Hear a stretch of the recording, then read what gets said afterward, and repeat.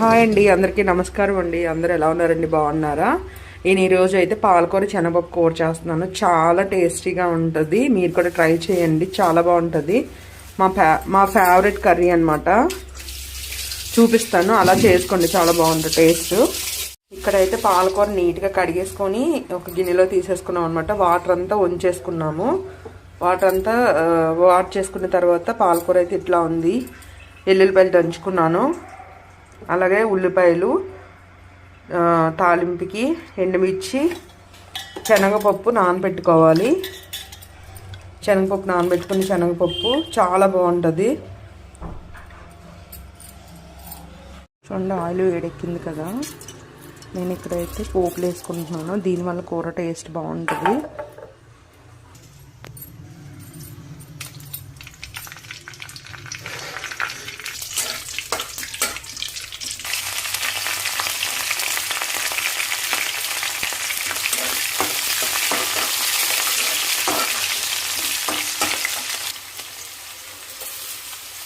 వెల్లుల్లిపాయ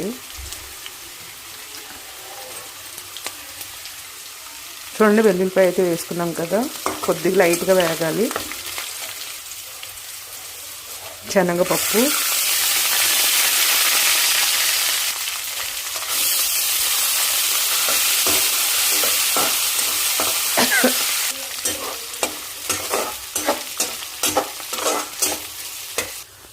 ఇక్కడ పాలకూర ఉంది కదండి, పాలకూర అయితే నేను అయితే ఎక్కువ తీసుకున్నాను. పాలకూర వేసేసుకోవాలి.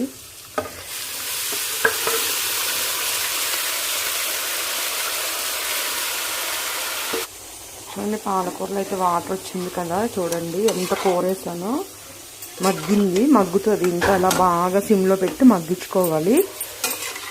అయిపోయిన తర్వాత చూపిస్తాను కూర. చాలా టైం పడుతుంది, బాగా మగ్గాలి. పాలకూర వేగిపోయింది. ఇప్పుడు కారము, ఉప్పు వేస్తున్నాను.